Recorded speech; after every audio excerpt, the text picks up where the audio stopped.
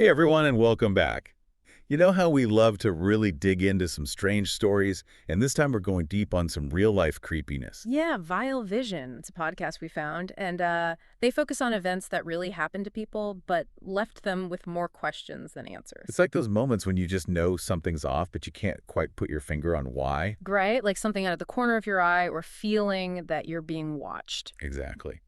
Okay, so the first story that caught our attention is called The Phone That Knew My Name, and it takes place at this super remote campground in Indiana. Oh, yeah. I remember this one. I think I read about it online somewhere, too. Yeah, well, this guy's working the night shift, totally isolated, middle of nowhere. And every night at 4:17 a.m., like clockwork, the payphone outside his shack starts ringing. That's already creepy right there. Like, who would be calling a payphone in the middle of the night, especially out in the sticks? Right, so at first he just ignores it, figures it's a prank or some kind of automated call, but it just keeps happening. Yeah. Every single night, 4:17 a.m. So he finally picks up. Yeah, curiosity gets the better of him, I guess. But when he answers, there's nothing. Just silence. Oh, man, that's even worse. The silence is way creepier than someone actually I talking. know, and this goes on for a few nights. Then one night he picks up, and there's a voice on the other end. Okay, now we're getting somewhere. What kind of voice? He describes it as rough gravelly. And get this, the voice says his full name. No way. Okay, that's next level creepy. How did they even know where to call? Well, back then it wasn't so easy to trace calls. Yeah. Like this was way before caller ID and all that. So the fact that this voice knew his name and was calling him at this remote payphone in the middle of the night is just insane. Did they ever find out who it was? That's the thing. They traced the call back to California. California. That makes it even weirder. Like, what's the connection? Nobody knows. And the calls just kept coming. Every night, 4:100 a.m. for weeks. Ugh. It gives me chills just thinking about it. Like, was it a stalker? Some kind of elaborate prank? Or something even weirder? Right. And that's what's so unsettling about this whole thing. It plays on that fear of the unknown. Like even today, with all our technology, there are still things that can't be easily explained. And sometimes those unexplained things are the ones that stick with us the most. For sure. All right, let's move on to a different kind of creepy. This next story is called The Neighbor from Hell, and it plays on those anxieties we all have about who's living right next door to us. You know, how much do we really know about those people? Oh, yeah. I've definitely had some weird neighbors in my time. Thin walls, strange noises. You never know what's going on behind closed doors. This story takes that to a whole other level. So we have this guy who moves into this newly renovated apartment. Seems quiet, peaceful. You know, the kind of place where you think you can finally relax. Sounds idyllic. Right. But then he starts noticing some strange things about his neighbor, a woman in her 40s. She blasts Christian radio all night long, talks to herself, sometimes even screams, and her apartment always has this weird smell. Okay, that's definitely not normal. Did he try talking to her? He tried, but she would never open her door or anything. So he just tried to ignore it for a while. Yeah. But then things started to escalate. Like what? What else did she do? Well, one day, he catches a glimpse inside her apartment through a crack in the door. And it's a mess. Total chaos. Crosses painted on the walls, weird writing everywhere, blacked out windows, and that awful smell is even stronger. Oh, God, no. That's terrifying, like straight out of a horror movie. It gets worse. So one night, he wakes up and she's standing in his bedroom. What? How did she get in? She broke in while he was sleeping. She just whispers, "You should lock your doors at night," and then leaves. That's so creepy. Did he call the police? He did the next morning, but guess what? What? Tell me. He sees her outside, and she's holding this plastic bag, and inside is her dead dog, all rotten and decayed. Oh my God, that is seriously messed up. It's one thing to have a strange neighbor, but that's just disturbing on so many levels. And this is where the whole situation gets even more complicated because the police are called again, but they say there's not much they can do because she's in her own apartment. I can see how that would be frustrating. Like, how do you deal with someone like that? Someone who's clearly not well, but also potentially dangerous. It's a tough situation. Yeah.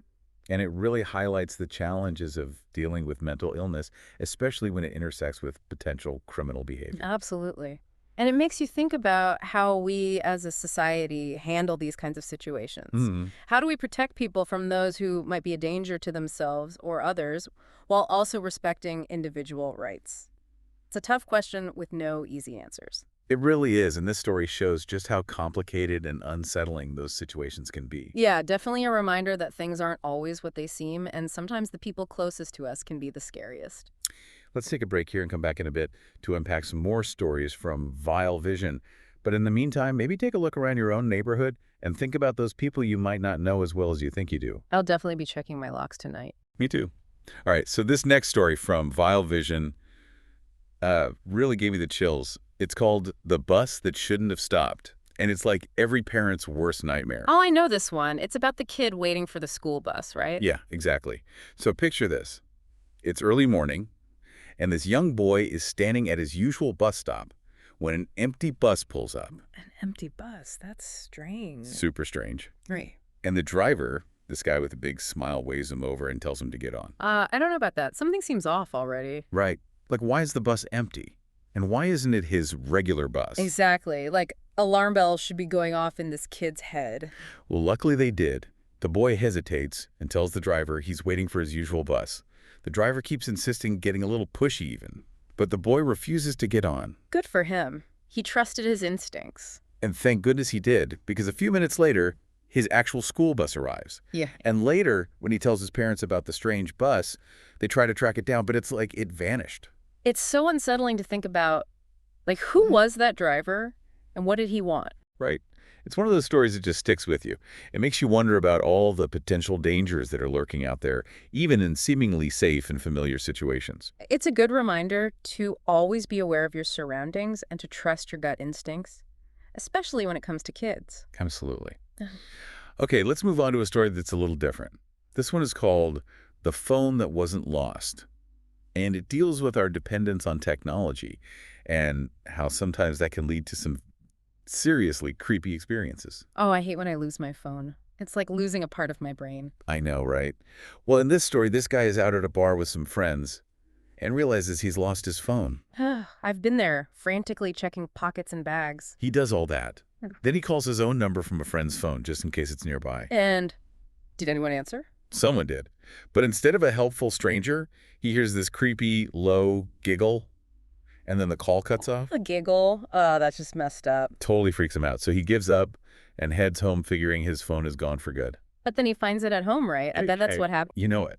He walks in the door, and his phone is sitting on his nightstand, right where he left it. How is that possible? Did he check his call log?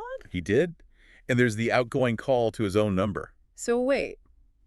His phone was home the whole time, but someone answered it at the bar? That doesn't make any sense. It's one of those things that defies logic, right? Mm-hmm. Like a glitch in the matrix or something. It makes you wonder if our technology is as reliable as we think it is. Or maybe there's something else going on, something we can't explain. It's definitely a story that makes you think. Okay, last story from Vile Vision for this deep dive. This one is called The Rock and the Unlocked Car. And it starts with a simple act of vandalism, but quickly escalates into something way creepier. Vandalism? Like what happened? So this guy is working the night shift in this industrial area, and as he's leaving work, someone throws a rock through the office window. Wow, that's scary. Did they catch the person who did it? No, but that's not even the weirdest part. So he calls security to report the incident and then gets in his car to leave. Okay. And? He realizes his car was already unlocked. Maybe he just forgot to lock it. Yeah, that's what he thinks at first. But then later that night, he's riding his bike and sees someone riding past him on a bike that looks familiar. Turns out it's his mom's bike. Hold on, so first the rock through the window, then the unlocked car, and now his mom's bike is stolen. Yep. And when he gets back home to check on things, he finds one of his car doors wide open. The same car he drove home from work earlier. Okay, so this isn't just random acts of vandalism anymore. It sounds like someone is targeting him specifically. That's what's so unsettling about this whole thing. Like, who is in his car?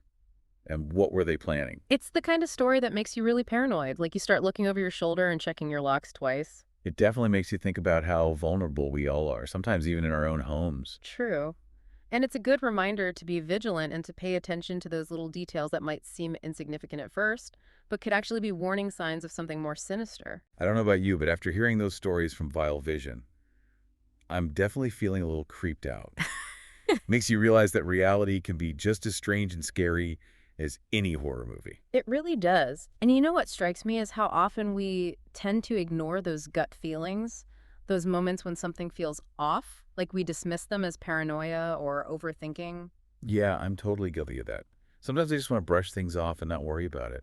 But maybe we shouldn't be so quick to dismiss those feelings. Exactly. What if those feelings are actually our intuition trying to warn us about something, like a subconscious signal that something's not right? It's like our inner voice is trying to tell us to be careful, but we're not listening. We're so distracted these days, so bombarded with information that it's easy to miss those subtle cues, those whispers of So warning. what do we do? Like, how do we learn to trust our gut more? Well, I think it starts with being more aware of our surroundings and paying attention to those little details that might seem insignificant at first. Like an unlocked car or a creepy giggle on the phone. Exactly. It's about noticing those things and then taking a moment to ask ourselves, does this feel right? Does this feel safe? And if it doesn't, then maybe we need to take a step back, reassess the situation, and trust our instincts. Absolutely. And it's okay to be cautious, even if it means we overreact sometimes. It's better to be safe than sorry.